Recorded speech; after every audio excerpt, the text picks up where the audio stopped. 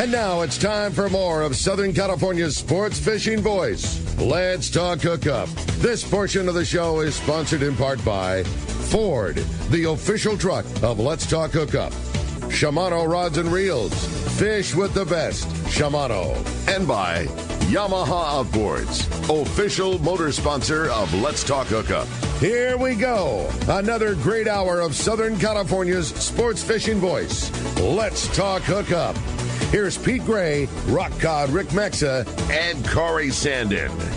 Welcome back. Hour number 2 of Let's Talk Hookup here in the Mightier 1090 ESPN Radio. I can't believe we've already been through an hour. Flying by. We always say it's the fastest 2 hours in radio, and it sure feels like it, especially with such a great bud and friend in here. Jamie Tennis from Seasons Sportfishing. We're having a great time talking fishing, talking the operation, all this great fishing. Phones are absolutely packed solid. Same with the tech. Corey, it's going to be a great second hour. It really is. And on top of all that, Rick, we're giving away a $300 gift certificate to Costa. You can go on the Costa site, choose anything you want, pair of glasses, all their swag. And secondarily, we're giving away a season swag pack. So secondarily, being that, you know, one winner's going to win one's going to win the second one, and a hoodie, shirt, and hat from Season Sport Fishing. Super cool, Jamie, for you to do that. And really cool. You can text us via the app. Only done through the app. Make sure you leave your name and telephone number. Good call. So we can get back at you. And our telephone number, one open line right now. It's all yours, 213-432-1090. All right, well, let's start it off with another great text. Good morning, guys. Jamie, could you tell us, pardon me, could you tell us how you began your career and came up the ranks to where you are now, offering the premier 4-pack, 6-pack charter boat? That's from Mike and Rosemead. Yeah, like I kind of touched a little bit earlier. Like, I cut my teeth, you know, fishing on the freelance, you know, for Donnie, you know, serving him some cheeseburgers back in the early 90s, you know, my first season, and then you know, I got hired on the Thunderbird, the old Thunderbird, with Beaker and those guys. And kind of, you know, the freelance is where I learned customer service. Back in those days, we were fishing 70 guys, you know, barracuda fishing. Wow. That sounds scary. It was quite scary. I'm glad I still have both my eyeballs, you know what I mean? But, you know, being in high school, being a younger guy, and that's where I learned the customer service. I learned what to do, what not to do. You know, you see some of these guys, you know, kind of yelling at passengers. You know, they're not going to come back. Totally. You know, and if they do, it's because they have to. Yeah, right? Yeah. And so, you know, you really learn how, you know, how to treat people, and that was kind of where I cut my teeth, and kind of learned, obviously, the techniques of fishing, you know, the techniques of running boats, and you know, the customer service, which is the most part, I think, of the whole deal is how to treat people. And, so nicely said. Yeah, man. totally. Yeah, so nicely said, because you either have that or you don't, right? I mean, you can learn it, you can, you know, you can teach it, but if you can't, you have it. I mean, I know it. You have it in your blood as a human being to treat others how you want to be treated. Thank you. Yeah. Yes. That's it. Yeah. Good text. Hey, man, appreciate it very much. That does open up an open phone line, as Corey said, 213-432-1090. Let's jump on the phones, Corey. Let's do it. How about Ralph? Ralph calling from Menifee. Good morning, Ralph. What's going on, boys? Good morning. Good morning, Jamie. How you doing? Morning. I still get compliments on my season gear that I wear. I go back I go back to Higher Source, man, and those records, those album covers were amazing. Those album covers were amazing. Yeah. So, you know, that's kind of where the design, you know what I mean, of Seasons recordings, you know what I mean, and then kind of just based on Seasons. I mean, what a great name for a fishing company, because, you know, fishing's based on seasons, so that's kind of how that went. Yeah, for sure. You. But got a question. So on your trips, I'm curious. What's the fish processing like on the boat? Meaning, you know, when a beautiful bluefin comes aboard, how are you guys handling it? So that's a great question. So, you know, on a smaller boat, you know, we don't have RSWs, so you know, we've got big kill bags. We take 200 pounds of ice with us every morning from fishermen's. So, you know, all the ice is in bags, you know, ready to go for if a catch. So, you know, everything is gilled and bled, and then put in that ice, you know, after we catch. And then when we get in, you know, it goes to one of the processors. On any bigger fish, you know, well, I'll cut your fish, you know, coming in if, you know, like, you know, smaller grade stuff. So, but we like to send the big fish to the processors. And Brian Kiyahara, we were talking about this yesterday, and it's just the right way. It's the respect for the fish and respect for the harvest. And if you try cutting that big of a fish up on the boat, it can end up okay. Yeah, and it's like one of those things. It's not about what I'm going to do. It's about what you're going to do. Yeah. So you know what I mean. If I send you home with several bags of loins, are you going to take it home? Or are you going to get get it dry, get it out of that bag into a new bag? Because that fish can't sit in a refrigerator in the juices that I cut it in. So. It's the respect of the catch. I think any of that big fish needs to be handled properly on a stable cutting board. And so you go out cod fishing, potentially you're coming home, you're going to take care of that. You're going to go home with a beautiful bag full of rock cod fillets to go make dinner that night, and then a trophy fish, it's going to get the full treatment from the full fish processor. Yeah, we like to have all that big stuff processed. But all that other yellowtail, dorados, all rockfish, I cut on the way in for you. And again, the beauty of you being here in the mornings, you're here when the processors are, so a big fish can stay on ice overnight on the boat, which as they say is like the best thing for it. Let rigor set in, let that fish sit on the bone overnight, totally encased in ice in your bag, and then in the morning before your passengers show up the next time, you can take that fish right up to Fisherman's Processing or the processor of your choice and take care of everything for it. We actually just leave the bag on the dock when we pull away with the next group, and then they grab it for us. Yep.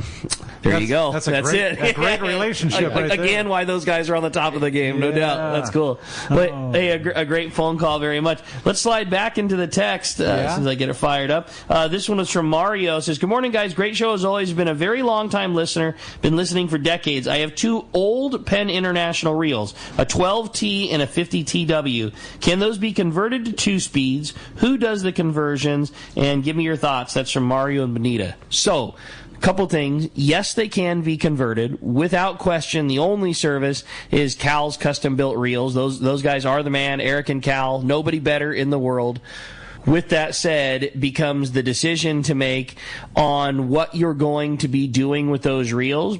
Cal and Eric can make them fantastic, but you're going to be spending some bucks bringing those reels up to speed on what is still a little bit older technology. So I think what I would do is call Eric, call Cal.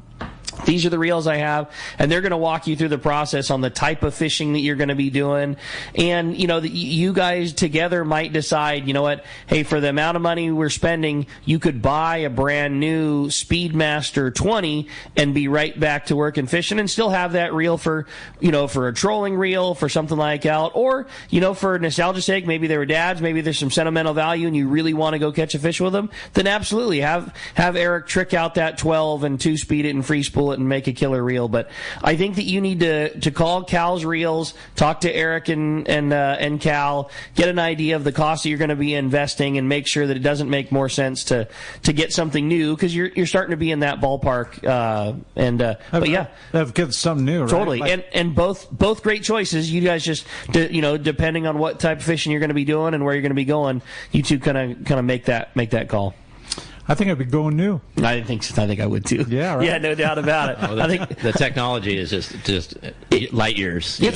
It's something we talked about yesterday too, Brian, and it just, things have overlapped exponentially, and the gear today is so much better than just 5 years ago. Yeah, just being light, being able to hold totally a smaller reel, diameter reel, packed with braid, and being able to hold that reel in your hand all day versus maybe something like this that. In the old days, it was, you used a lever drag reel for fighting a fish because it made the most drag, or you made a star drag for casting. And now having Talica and Speedmaster and these little reels that are lever drag and have huge drag potentials, but smooth gears, powerful, easy to turn the handle. But they free spool. I mean, you damn near wouldn't know it wasn't a star drag. They cast so good. I mean, there's just no limitations. Firing out a bait on that Talica Speedmaster 12. You fish them every day. I mean, there's no downside. There's no downside. Absolutely, yeah. They cast amazing. Pretty darn sweet for sure. Hey, Corey, let's jump back into those phones. Let's do it, Rick. How about Rob? Rob calling from Capistrano Beach. Good morning, Rob. What's up, Rob? Good morning, gentlemen. It's great to hear you guys this morning. I always enjoy waking up and hearing the show. I just got I'm kind of getting turned on to fly fishing. I'm wondering if Seasons frowns upon bringing a fly rod on the boat, and if you do have all the gear, or do I need to bring all my own gear? Some good questions. That's a great question, and we love having a fly fisherman on the boat. We do not have gear, so you would have to bring your own gear.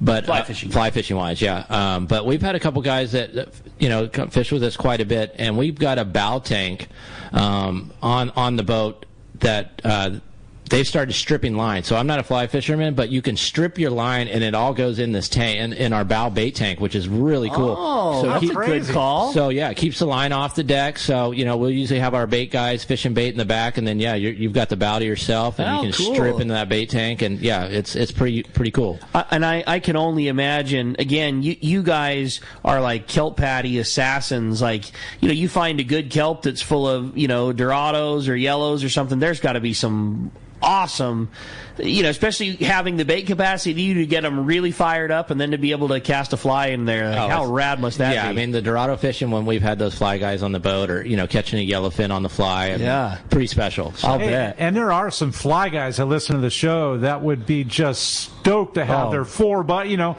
their four buddies on the boat by themselves doing the fly thing. And you can have, one guy or two guys, fishing a fly rod on the back, and then, like I said, the one in the bow. And, how cool. There's some serious ass kicking that gets done if you're on the wrong end of a fly rod and hanging a nice yellowfin. Yeah. I could just say no, thank you. I enjoy it, right? I enjoy that whole thing and the concept, but I'm also about the harvest and having a good time. Absolutely. I think it's cool, and I would love to. I'd like to catch something real on it. I've really come to like fly fishing lately, but I think what I know the most about me is I like the places that you go fly fishing more than the act of fly. You know what I mean? Like, that is so nicely said. Yeah, right? the places that it's right to fish a fly. I just like being in those places more than I like any other part of it. Like, I'd be just as fine fly lining a night crawler on a spinning rod. Don't get me wrong, but where you go to fly fish, I like being in those places a lot. Now I know why Pete went to Montana. Exactly. Right? Yeah, no doubt. Someone here's got to figure it out. That's for sure. Exactly. Hey, if you want to join us this morning, we got a shot for you. It's 213-432-1090. Another text says, great show this morning, guys. I'm really interested to learn more about 4-pack charters. Sounds like a lot of fun. I'm also interested in getting your thoughts on kelp patty etiquette, both from the point of view of the boat who's on a productive patty and from one approaching a patty. We're always happy to share, but we don't like it when a boat drives right on top of the patty that we're fishing. That's from Dave in San Diego. That's a loaded question. That is a loaded question, but one of my favorite questions. Yeah, totally. I love that question, and I like to talk about that just because there is some etiquette out there. I mean, we'll spend all day, some days glassing, 6-7 hours to find the kelp that's going to produce for us for the day.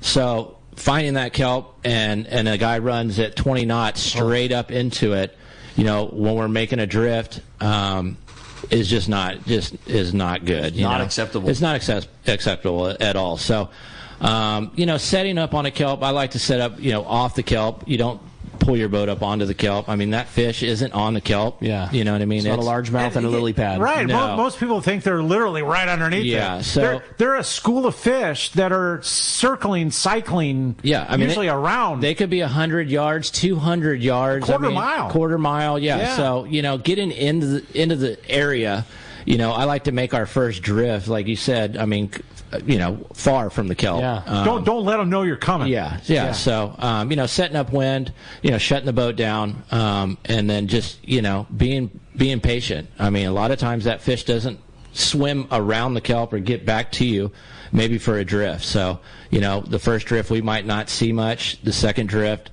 I might edge the boat a little bit closer, kind of set up a little closer, and then, then our chum starts to, bring that fish gather up on you. Yeah. Totally. So what about a second boat coming in? Like, how would you? So a second boat, I go to bed at night, like, I'll never fish a kelp that's, That's how I feel. That has a boat on a kelp. Like, I like to see no boats in my gyros, so I'm not going to go anywhere near somebody that's fishing a kelp. But that being said, a lot of times a guy that will come set up swell of us and just sit. Yeah, just wait it out. Just sit And, a lot of times, like, I'll drive right up to him because, I'm not on the radio. Like, I'll drive right up to him and say, it's your turn, man. I appreciate you, being patient. This is what we caught. Enjoy. Yeah. There it is. Yeah. I'm with you. I think that's the only move. I'm from that same school of thought. It's like, nobody owns anything on the ocean, but like, man, we put the work in and we found this, or hey, that guy put the work in and he found it. That had nothing to do with us. Yeah. Like, the last thing I want to do is fish some other thing that some other guy has. And you know what? If it's the type of day where they're very few and far between, and that is your plan, I think you said it best. I don't go up swell and give him room. I just wait. Wait. Yeah. Wait completely. You're not fishing. You're not doing anything. And if that's really the move that you want to make, give him the space, and then when he's done, then go take your Absolutely, turn. And a lot of times that kelp is associated with a current line or some type of like once you find a second one, which you usually will, there you can line them up like. Figure out why that kelp is there and go get your own. You're in the zone now. You're in an area that's got good water and that fish is holding. It's not you've almost completed the puzzle. Don't skip to the end and do what somebody else did. You're just about there. Like, you did the work. You got in the zone. You're in the right water. There's kelps around you holding fish. Go find one. Have it all to yourself, and then have a blast catching them. Yeah, I know somebody that would have a very good way of great timing. Right, exactly. Yeah, we've got someone that has no opinion, I'm sure, on other people fishing kelps. Gosh. So he's going to have a good opinion on it. That's your saltwater guide, Mr. Dave Hansen, sponsored by the Fisherman's Processing in San Diego, where you get your premier processing experience. Check out the new and easier online system to book your processing for your long-range trips. Now, with the addition of the new team members, Fisherman's Processing stays far ahead of the rest with more day capacity and the finest customer service. Stop by the location in Old Town on Taylor Street, or you can check out fishermansprocessing.com, and don't forget to make your reservations today. And we've got them on hold. Yeah, somebody who just doesn't mind you coming in on any kelp that he's on ever. Absolutely. Is your saltwater guide, Captain Dave Hansen. Good morning, Dave. Oh, my God, you guys are so funny. I am the calmest guy on the water. What are you talking about, Rick? I never voice my opinion. Never seen him raise his voice on the water one time. Not once. No. Oh, my goodness. Jamie, good morning. Kelly wanted to make sure I say good morning to you. Good morning to you guys. Yes, good morning. Good morning, good morning. Hey, gang, if you're thinking about the proper etiquette to come in on someone else's patty, then you're not really fishing. You're out there looking for boats. That shouldn't even be on your radar, is how do I approach a boat that's on a patty? That shouldn't even be a question. I'm sorry, I'm not trying to take anything away from the gentleman that asked, but if that's how you're going to start your day, you're probably not going to have a very good day.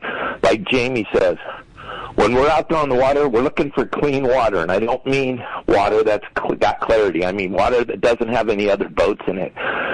That's why the guys that are successful because they're out there looking for fish instead of looking for boats. And I know how exciting it is to see another boat stopped. We hear about it every single day. Hey, Cap, there's a boat stopped over there. Huh? What? Can we go fish what did over you there just by say? them? Yeah, what are they doing? Well, like I tell all of them, and I'm sorry, but I got a giant eagle. I said, they're all out here looking for me. So, but here we go. Here we go. I'm trying to be calm. I've been laughing hard, though, listening to you, Corey. I'm like, uh-oh. Yeah. Exactly. Gang, I know we had the last 2 days we've had a little bit of weird weather like Brian Woolley was talking about.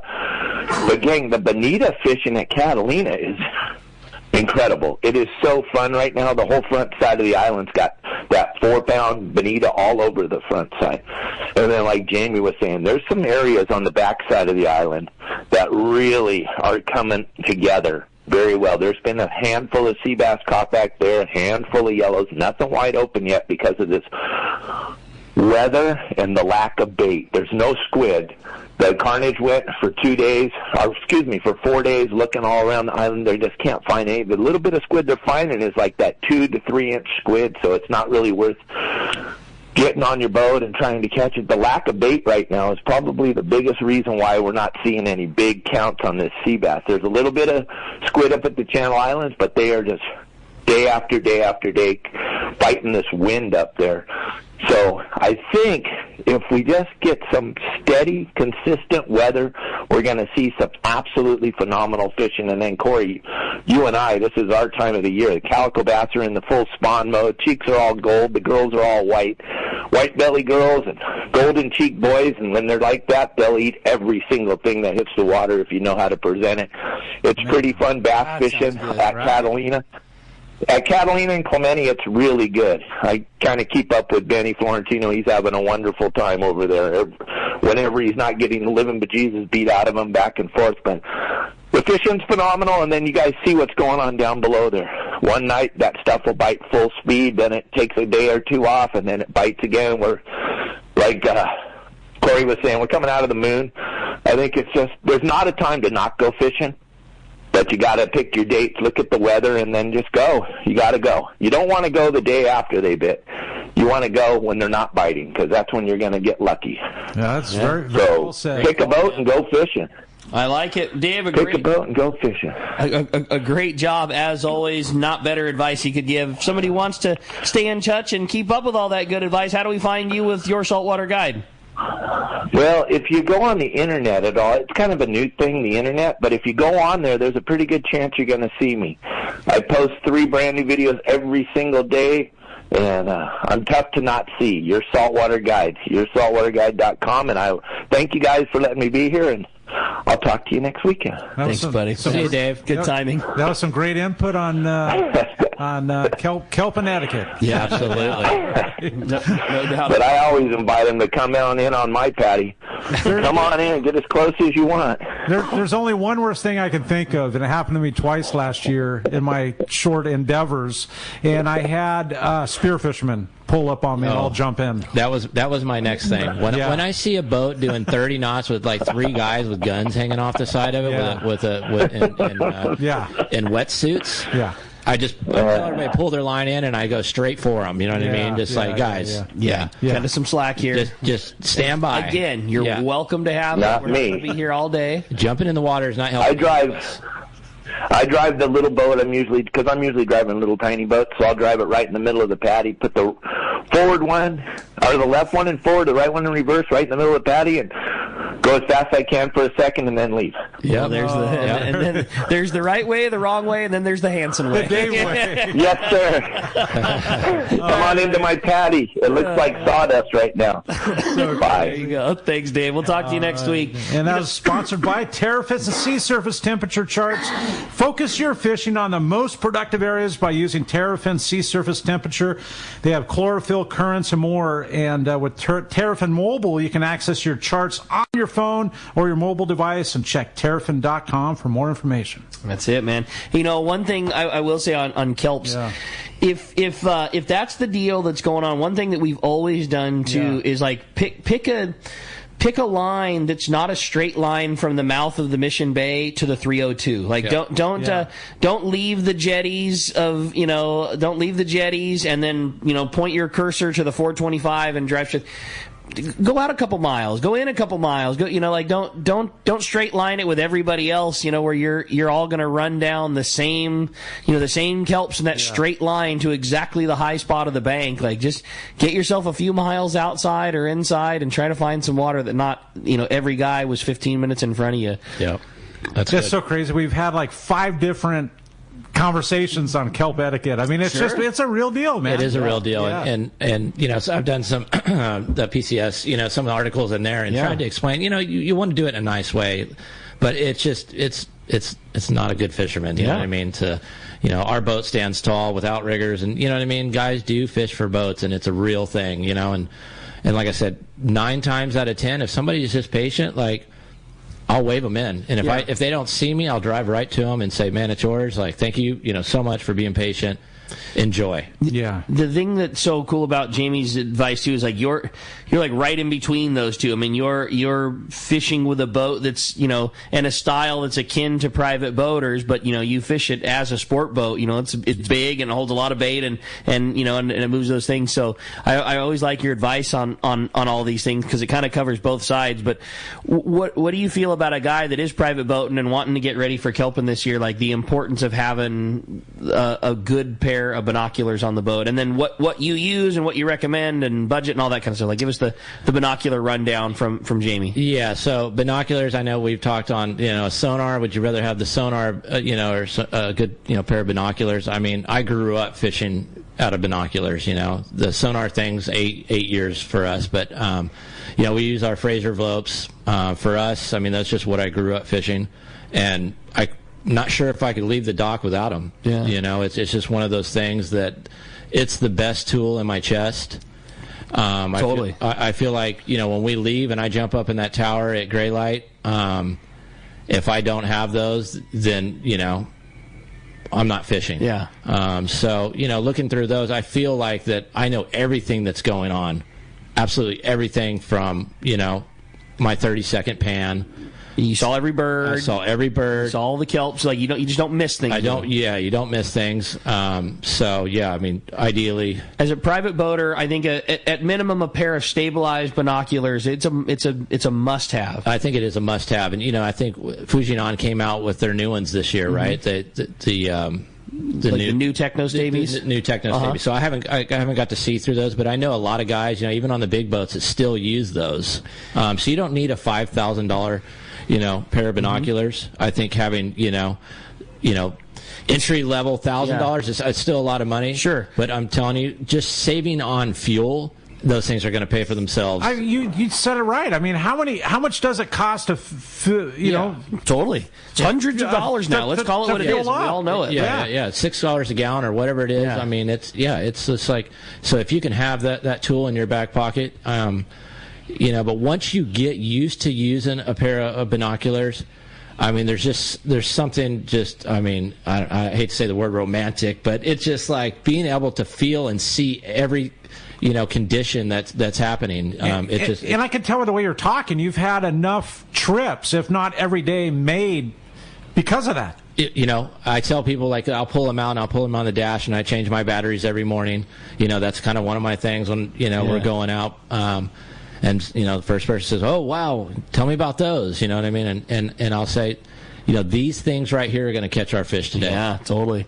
10 times out of 10 times, these things catch our fish. What do you mean? Well, whether it's, me seeing a kelp, me seeing one tern bird that's 2 miles away, to, a single fish, a current line, a breezer. It's just everything. Like you fish with your eyeballs so much, and somebody that's really good can see a few hundred yards, maybe you see something big at a half a mile. Well, you're now extending that out by miles. What you're covering is now, you went from a dot that's the size of a pencil eraser to a 5-gallon bucket. That's the difference that you're starting to see that you can cover. Absolutely, yeah. And everyone has their own unique way of glassing.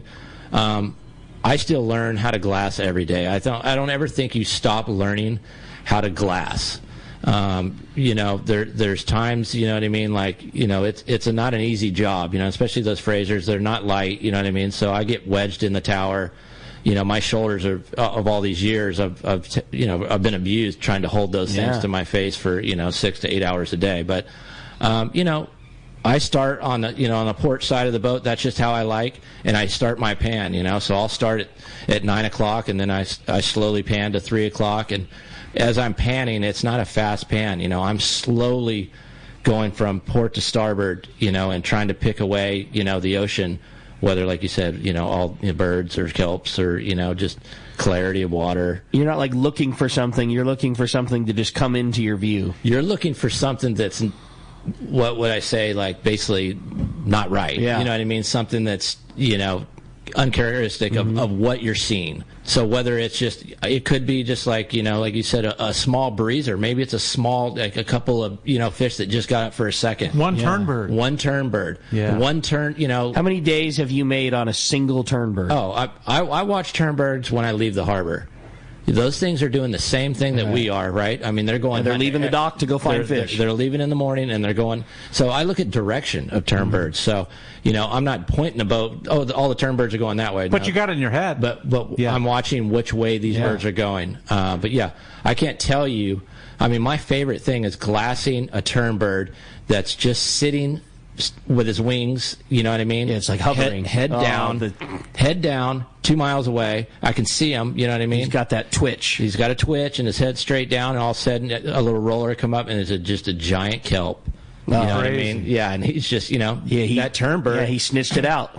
Snitched out that kelp to us. So, that's cool. Yeah, that's crazy. That's a win right there. Yeah, I dig that one. Some great conversation, Jamie. Hey, we're going to be right back with more great conversation with Jamie Tennis when we return on the Let's Talk Hookup app, the Mightier 1090 ESPN Radio. The fish are biting and it's time to go. Hi, this is Ben, and you will see me at my dad's shop, Dana Landing in Mission Bay, or maybe in front of the shop on my kayak. It doesn't matter if you are out there on a kayak with me, on your boat, headed out on a sport boat. Dana Landing has everything you need. We call it the one-stop shop for a great day on the water, because it truly is. Food, bait, tackle, beverages, and more. Our tackle shop, headed by John, is certainly one of the best. For freshwater tackle, nothing beats East County Bait and Tackle. These guys have the best rods and reels and the hottest lures and live bait. Our newest shop is Lemon Grove Bait and Tackle, with a great stock of both fresh and saltwater tackle right in the heart of Lemon Grove. ECBT is at the end of the 67 freeway on Mapleview and Lakeside. Lemon Grove Bait and Tackle, 94 to Broadway in Lemon Grove, and Dana Landing is next to the Dana Lawn Tramp in Mission Bay. Check out danalanding.com for more details. Good morning, anglers. This is Bob Cook, captain of the Fat Tuna from the hit Nat Geo television show Wicked Tuna. The tuna are biting in San Diego, and right now, I would like to invite you to come fishing with me on the Liberty for the annual 2-day Tuna Wars trip on June 25th and 26th. This trip is a wonderful opportunity to support Friends of Rollo, as all the proceeds raised benefit the Rollo program to take more kids fishing. If you would like to join me on this adventure, please contact howard@rollokids.org for more information, or visit rollokids.org. If you can't make the trip, plan on attending the captain's reception on Sunday, June 23 at Dana Landing, where you can meet me as well as Captain Dave Marciano and Nancy Marciano of the Hard Merchandise. The three of us are looking forward to meeting you and sharing this great evening. See you all soon. For quality, the Islander out of Fisherman's Landing is a favorite among anglers. But Islander Charters is much more than great fishing. The quality of the captains and crew, as well as the great meals and service, speak for themselves. Comfortable staterooms, a super clean and well taken care of boat are just a few of the reasons the Islander is so popular. The Islander specializes in 1.5 to 5 day fishing. Experience the Islander difference. Visit IslanderSportFishing.com. Everyone has their go-to fishing spot. My spot is Kingfisher Charters in Sitka, Alaska. Rock Cod Rick here to say if you're looking for the ultimate Alaska experience and the best value in Alaska, it's Kingfisher Charters. Owner Seth Bone and his crew consistently deliver deluxe accommodations, the finest food, world-class fish processing, and top-of-the-line fishing experience. We've literally sent hundreds of our listeners to Kingfisher, and they all can't wait to go back. Most Alaska resorts make big promises and they don't deliver, or they'll nickel and dime you to drive up the cost. But not Kingfisher. Everything is included. Your license, fish processing, super deluxe accommodations, amazing food, airport transfers, your gear. Literally all you need to bring is your layer clothing, and Kingfisher covers the rest. They also have the finest boats and charter captains in Sitka, all for the ultimate value. Take it from me. Book your trip to Kingfisher Charters and you'll thank me. Kingfisher Charters. 800-727-6136 or check kingfishercharters.com. All right, welcome back to Let's Talk Hookup, and having so much fun with Jamie Tennis in here, man, from Seasoned Sport Fishing. Great conversation. I'm learning a lot, and hopefully you are too. And if you want to join us, 213-432-1090, or you can text us via the app. Make sure you leave your name and telephone number for a contact, because we're giving away a $300 Costa gift certificate and I was going to say Jamie Tennis swag pack. It is swag pack, yeah, with a hat, hoodie, and shirt. So I have to offer a correction. out. I think we all knew the answer, but was trying to be respectful to the guy with the old 2-speed reels. And you know what? Hey, or with the old single-speed reels, and if you could, get it 2-speed and then bring it back close enough, then at least it's still an option. And I didn't want to just tell the guy, look, man, you got 2 old reels that aren't right. Just deep 6. So Eric wrote me. Eric from Cal Sheets is listening to the show this morning and wrote back saying, "Hey man, great info, but Cal's Custom Built Reels is the name of the business. Yeah. That business used to be called Cal's 2-speed reels. We all know everything now comes 2 speeds. Yeah. Eric said no more 2 speeds anymore of any size. That's just not what they do. Period. End of the story. That's it. Yeah. Last one was in 2020. So it's just it's not a thing. What they can do is build you a fantastic reel and get the performance out of it. Whether you're looking for, we've been sending a lot of reels up for guys that are wanting like jigging style reel performance in terms of really good free spool and no drag, but having power and smoothness of Italica. They can get that out of the reel. More drag pressure, smoother operation, tailoring the drag to the style of fishing you were doing. All services that Eric and Cal still do, very busy, but not taking a 30-year-old reel and putting another gear set into it now. No more. That's it. You got it. Thanks, Eric, for the heads up. Hey, we got a lot of fun. Phones are packed up again. If you want to get your chance to get through, 213-432-1090. Still plenty of time. And remember, one lucky caller is going to win either that $300 gift certificate to Costa or that killer season swag pack. We got a text coming through, and that is coming from... Pull our text back up here, sorry. From Ken in Santa Barbara. Good morning, guys. I've had the opportunity to fish with Jamie all the way back to when he started with his very first boat out of Huntington Beach. I was just as impressed back then with his boat and his gear and his ability to find and catch fish as I am to the current time. Congratulations on all your years of success, from Ken in Santa Barbara. Thanks, Ken. And we had some good years. I appreciate you for calling in. All your support all over the years. I really appreciate that. That's awesome. Hey, well, let's jump back into the phones, Corey. Let's do it. How about Doug? Doug from Montebello. Good morning, Doug. What's up, Doug? Yeah, hi. I was wondering, do you guys ever have a catch and release charter, and do you cut the rates down on catch and release only? We always do catch and release, so, we always like to just take what guys are going to harvest. We're not out to just kill a bunch of fish. So, the rates are the same because we're doing the same, same in fuel, same in, everything else. So, but we like to practice catch and release if possible, every day anyway. So, the rates are the same. Yeah, expenses don't change. Yeah, they don't change. But you're happy to, if a guy wants to go, catch a rad fish and take a photo and chuck it back in, by all means. Absolutely. All I can think about is gas prices, right? I mean, they're so crazy. And what are you powered with? We've got twin 350s. So that's no slim fuel bill at the end of the day. And our that boat is heavy. So, our fuel economy is like a half a mile a gallon. I think it's 0.4, so less than a half a mile a gallon. So fuel efficiency on that boat is not very good. Yeah. You operate that boat because of the comfort that it gives you and your passengers, right, not because of lightning fast speed or crazy fuel economy. Right, yeah. And there's no way you're trailering a 12-foot beam boat to Summit Gasoline. You're fueling up on the water where... Yeah, we're over at Harbor, here at, paying the marina prices. The full extent. Yes. Again, that's what I like so much about the boat, though. It's the blend between sport boat and crazy, custom, comfortable, small boat feel. Like it's rad. It's such a unique boat, and it's so tailored perfect for fishing down here. Jamie has had the most awesome smile the whole show until I mentioned gas prices. Yeah, me too. The reality just kind of kicked in.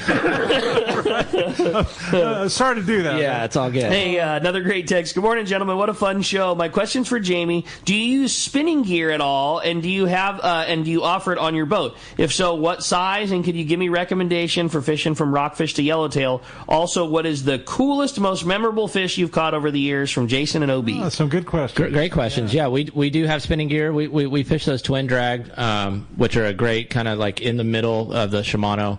Twin Power. Twin Power instead of like a Stella or some of their. And I don't. Let me correct you one more time too. It is not fair to call that reel in the middle. Yeah. Shimano spinning gear has a Stella, which is like Mount Everest. Yeah. And then Twin Power is like the base camp of Mount Everest, and then it goes way down before you hit the middle. Like that's not middle, that's still crazy high end. Crazy high. So we have those twin powers on the boat. So fishing poppers.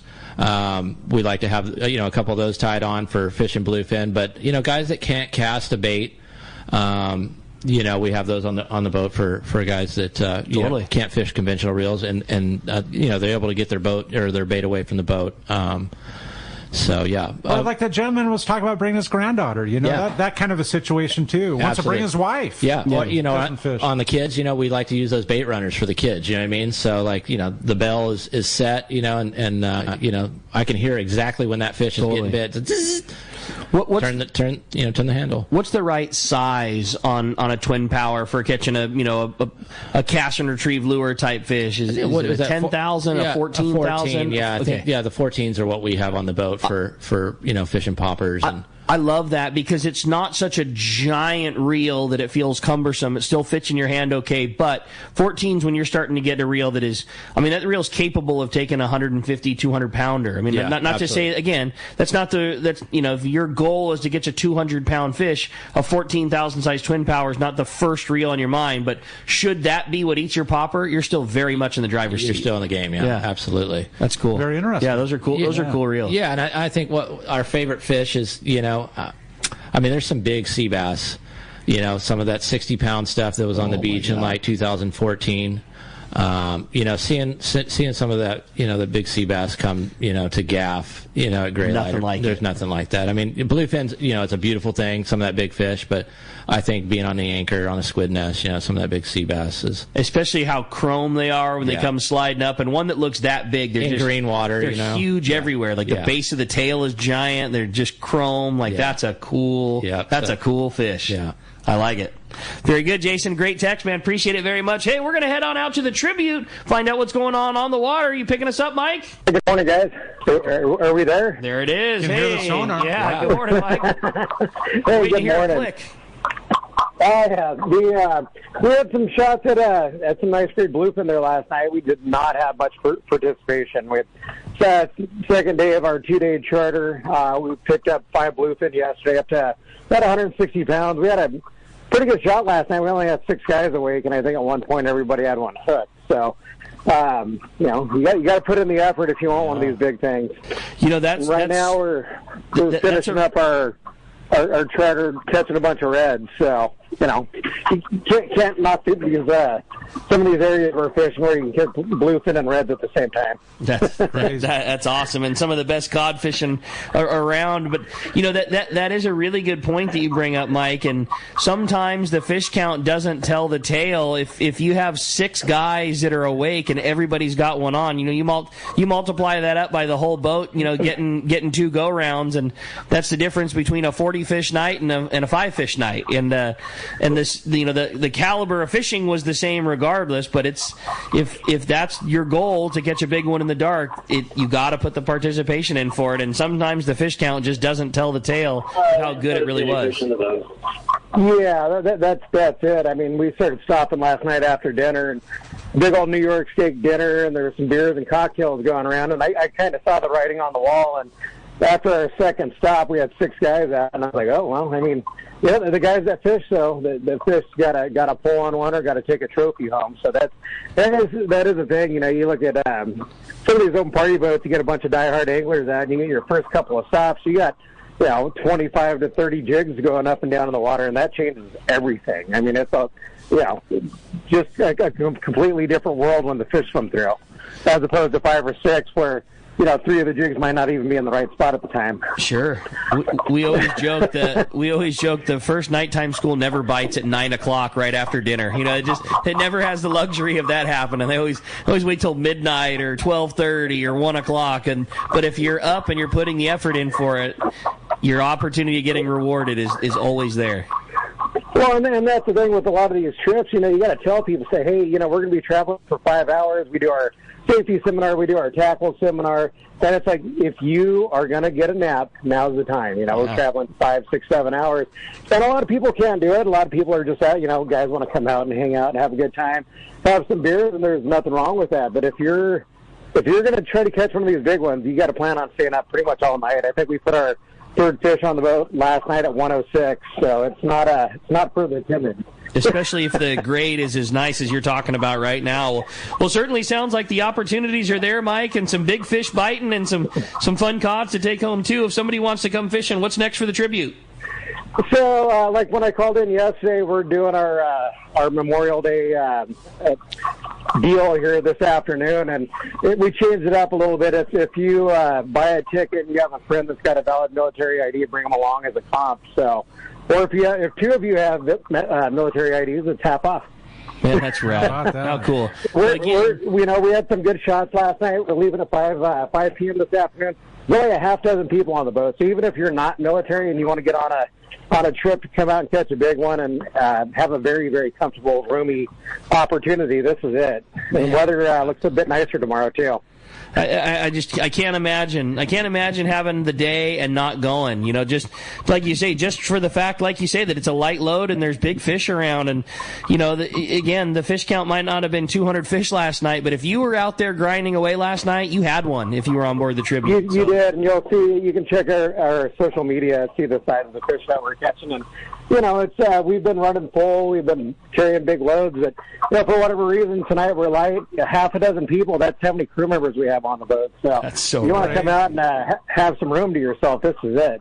And again, if you buy a ticket, you can bring somebody with a military ID for half price, Memorial Day special. I think that's so cool, Mike. Great job. Appreciate it very much, and we'll be following along on the social media to see how you guys do. I think I'm looking at about a 7-pound red floating up next to us here right now. So go help them out. Beautiful. Just for that. Yeah. Sounds good to me, buddy. Appreciate it, Mike. We'll talk to you then. Thanks a lot for the call. How about we jump right back into them? We had some very good text standing by. It says, good morning, gentlemen. A great show. My question is for Jamie. When it comes to opportunities, if you could do either of the two and you knew you were going to have a successful day, yellowfin or bluefin, and why? That's a great question. I mean, any of the two, if I can get them going in the corner. Oh yeah. I mean, that's it. So I mean, yellowfin, they like to get in the corner and eat in the corner. What I'm saying, like as far as chum, and they stick to the boat. I mean, that's probably my all-time. So totally speed, adrenaline, action, getting bites. Yep, that's seasons. Yep, that's our vibe. That's cool, man. I dig it. I like that vibe. Yeah, right. I can handle that just fine. Exactly. How about we jump into the phones, Corey? Let's do it, Rick. How about Hills? Hills calm from Ventura, talking about vibes. How you doing, Hills? What's up, Hills? Hey, good morning, guys. I really enjoyed the show yesterday. People should listen to that show with Brian from The Angler. All those stories were amazing. Brian touched on how things have changed, that people keep less fish because the fish is such higher quality, and he's gotten away from even jackpots, and it makes everybody kind of work together more. Like my fishing buddies, we split everything evenly. We keep less fish now. My question for Jamie is, if let's say you had big bluefin and you want to release, you got your big bluefin, or how many do you need? And then what if you want to release those things? How do you release those quality bluefin that are probably hooked pretty darn well? How do you do it? Well, that's a great question. I mean, that's a great question. I mean, it depends on the tackle that we're catching them on. So, I mean, if it's a, if it's a fly line type thing, if you can't get the fish close to the boat, I mean, you kind of just break, the line. That hook will be gone in a few days. But, if you've got a flyer, in its face, and, you want to try to release it, I mean, it's trying to get the fish up close to the boat, kind of get, one guy's, kind of on the tail. Put the gaff and the bend of the hook and try and pop it out that way. Pop it out, yeah. So it's a little bit of work, but it's doable. And it's totally doable. And yet again, it's why you do a trip with 4 guys or 5 guys. It's why you do it with just you and your buds on a boat like that, because it is doable. It is doable. A sport boat would do everything they could to accommodate you also, but it's just done easier on a rig like yours. Yeah, and after we catch that one bluefin, if that's going to feed the 4 guys and they want to do something else, we're changing. You know what I mean? Yeah, how many times have you gone out and skipped the flyer and caught a big one and iced it up, and everybody together pulled on it, and like, man, this is more than we could do. Can we go kelping and get action and go catch something on a popper? Like, absolutely, yep. And then away you go. Away we go. Pull the gyros out, and you go to a different zone, and you start doing that. Yeah. Sounds like so much fun. I know, I love it. Yeah, it's such a great operation. Well, hey, appreciate the call very much, Hills. Another great text. Morning, guys. Always the best weekend wake-up call for 2 hours. I'm loving the show. Jamie, what do we need to bring if we're going on a full-day charter? What is included? I know you talked about tackle. Should we bring special lures like surface irons and poppers? What do we do for food and drink? Can't wait to come fishing with you. Uncle Mike from Huntington Beach. That's a great question. So, yeah, basically we have all the tackle. Guys that want to bring their own gear are more than welcome to bring their own gear, their own tackle. If you've got a lure that you want to troll that's maybe like your grandfather's lure or something, you can bring your lures. The only thing that we ask is, food and drinks. Everybody brings a food and drink and a valid fishing license. So whether that's a Mexican fishing license or a California fishing license, and we handle pretty much everything else. So we've got a big Yeti on board. You can bring small coolers. We've got a microwave to heat anything up, and then obviously coffee in the morning, coffee all day if you want that. So yeah, food, drinks, and a fishing license, what you need to bring. If we're fishing the Coronado Islands, the wristbands, FMMs we take care of. That's included in the price. Okay. We just can't, years past, now it's all online, so fishing licenses, so we just ask everybody, to go online, purchase their own Mexican license. So the Mexican license they provide, but the FMM, we take Coronado Island bracelets, all that kind of stuff, you handle that. Yep. Which is that part, paperwork-wise, is definitely a little more difficult to do. Getting the license, kind of no problem. You go on, you put in your name, your info, your credit card, boom, it spits out, you're done. Yeah, the FMM is been a little challenging. Yeah. It's whenever they made that switch, and I don't even know who hosted the FMM. It used to be that Boncerito, and now it's not. It is definitely been a lot more challenging to get it done. A pain in the rear. How about that? It's a pain in the rear. Yeah, it is. Well, that's really cool that you guys take care of that. Yeah, it's not easy, and sometimes we have some problems with guys with fishing licenses on the government site with their with their credit cards. So sure. A lot of times, 10 times, out of whatever, it's their card, it's their bank that they're having issues. So try another card if you tend to go. That's a good point. Buy a license and you can't get through or it just stops. Try another card. There it is. All right. Hey, we're going to be right back. You're listening to Southern California Sport Fishing Voice. It's Let's Talk Hookup on the Mightier 1090 ESPN Radio. It's time to go fishing. Hi, this is Doug Kern from Fisherman's Landing Tackle, the saltwater tackle professionals. The perfect rod to handle the toughest fish is Shimano Terramar. The secret? TC4 blank construction with Tech Tape outer wrap to shield the fibers from the impact damage. Make sure to match your Shimano Terramar rod with a Shimano Tranx 500. X-Ship and HEG technologies combine to provide the Shimano Tranx massive cranking power with a smooth and effortless retrieve. For all your Shimano needs, visit us at Fisherman's Landing Tackle at Fisherman's Landing in San Diego. Fisherman's Landing is the top choice in local and long-range fishing. Our hardworking crew will maximize your fishing experience. We offer the finest open party trips, the best charter boats available, and our world-renowned long-range fleet. Fisherman's Landing is a full-service sport fishing operation offering great half-day, full-day, and open party trips. Book online at fishermanslanding.com. I'll see you at Fisherman's Landing in San Diego. It's time for the Power Pro 30-second seminar. I like catching big fish, and I like smaller reels, too. How do I make sure that I have the capacity to land the big one? I fill my reels with Power Pro Max Quattro. It's 25% thinner than standard Power Pro, so you get more line on that small reel. Power Pro has a complete series of highly effective lines, including the brand new Power Pro Depth Hunter Offshore, with different colors every 100 feet. Perfect for flatfall fishing. Want to learn more? Check PowerPro.com. Hey, San Diego, Cellathon means big savings, great selection, and only 5 days to save. Visit your San Diego County Ford dealers now through Memorial Day and get great offers on the most popular Ford trucks and SUVs. It's the Ford Memorial Day Cellathon, and that means now is the best time to get behind the wheel of your brand new Ford and drive it home today. But hurry, these offers absolutely end May 28th. Visit your San Diego County Ford dealers today. They'll be glad to hook you up. This is Captain Art Taylor from Searcher Sport Fishing. Your hook is one of the most important links to catching fish. And at Searcher Sport Fishing, we use and recommend Gamakatsu hooks. The Gamakatsu Nautilus hook is best for tuna. And now with a variety of sizes all the way down to size 4, Gamakatsu hooks are the ones to use. It's important to be prepared with the right tackle when you come aboard Searcher, so that should include Gamakatsu hooks.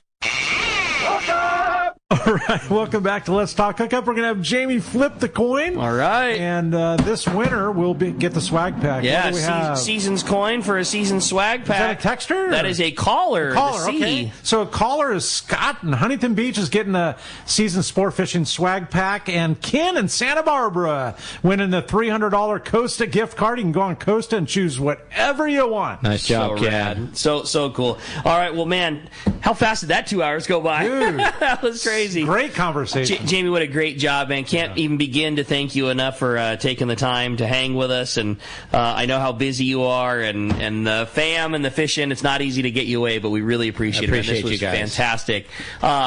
So much good stuff. The boat, the gear, the service that you provide, all the great fishing. If somebody wants to book a trip, charter, open party, give us the details. Give us everything about season. So, you can call me directly at 714-206-6146. We've got a real-time calendar. Basically, it's got all of our book dates and open dates at www.seasonssportfishing.com. You can go right there on the calendar.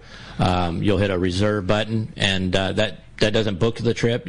I'll give you a call at that point, and then we go ahead and finish up the booking. Hold your space and time. Yep. Yeah, it's not going anywhere, and then you two talk, you figure everything out, you figure out price, time, all that kind of good stuff, and away you go. Yep. Awesome. And an open party trip, how do we find out when those make their way out? So Instagram, like all of our stuff is done through Instagram as far as our posting our parties, and then on the calendar side on the website, you'll see it'll be an open party trip on a certain day. You can reserve that, book your one spot. So.